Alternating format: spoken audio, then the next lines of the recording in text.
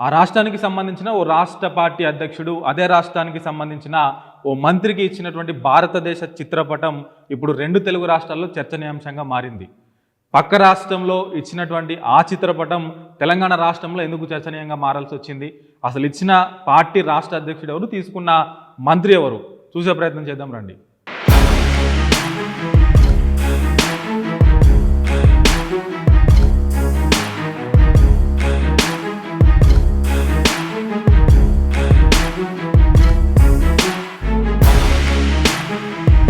ఇటీవలే రెండు తెలుగు రాష్ట్రాలకు సంబంధించి అటు ఆంధ్రప్రదేశ్ రాష్ట్రానికి ఇటు తెలంగాణ రాష్ట్రానికి బీజేపీ రాష్ట్ర పార్టీ అధ్యక్షులను నియమించిన సంగతి తెలిసిందే. తెలంగాణ రాష్ట్రానికి సంబంధించి రామచంద్రరావును నియమించగా ఆంధ్రప్రదేశ్ రాష్ట్రానికి సంబంధించి పివిఎన్ మాధవ్ను బీజేపీ నియమించిన సంగతి మనందరికీ తెలిసిందే.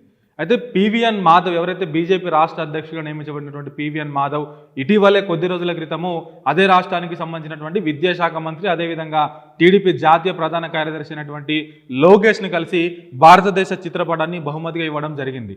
అయితే ఆ బహుమతిగా ఇచ్చినటువంటి ఆ భారతదేశ చిత్రపటమే ఇప్పుడు రెండు తెలుగు రాష్ట్రాలు కూడా చర్చనీయాంశంగా మారింది.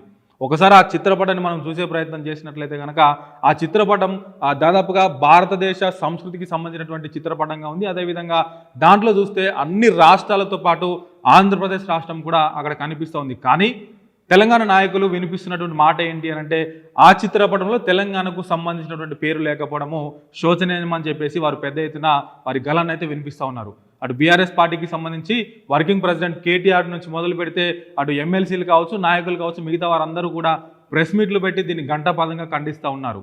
బీజేపీకి అసలు తెలంగాణ మీద ఉన్నటువంటి చిత్తశుద్ధి ఏంటి, బీజేపీ చెప్పాల్సినటువంటి పరిస్థితి ఎంతైనా ఉందని చెప్పేసి అటు కేటీఆర్ కూడా మోడీకి ట్వీట్ చేస్తూ, దశాబ్ద కాలాల స్వప్నాన్ని మేము నెరవేర్చుకొని తెలంగాణ రాష్ట్రాన్ని తెచ్చుకున్నాము, అటువంటి తెలంగాణ రాష్ట్రాన్ని మీరు ఆ మ్యాప్లో పొందుపరచకపోవడము దేనికి సంకేతం అని చెప్పేసి మోడీని ప్రశ్నించినటువంటి పరిస్థితి మనం చూస్తూ ఉన్నాము.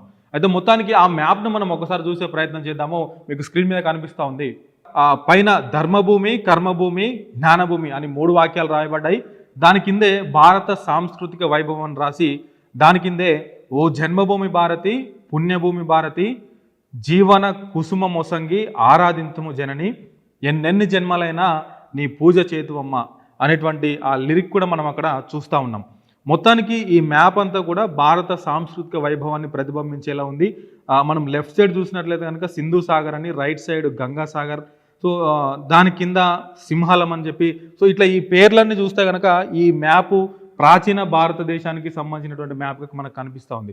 అంటే ఆ పేర్లు ఉన్నప్పుడు, ఆ మ్యాప్ ఉన్నప్పుడు తెలంగాణ రాష్ట్రం రాలేదు కాబట్టి మరి అక్కడ తెలంగాణ అనేటువంటి వర్డ్ని యాడ్ చేయలేదా, లేదంటే కావాలనే కక్షపూరితంగానే తెలంగాణ అనే పేరు యాడ్ చేయలేదా అనేటువంటిది రెండు విధాలుగా వినిపిస్తున్నటువంటి మాట.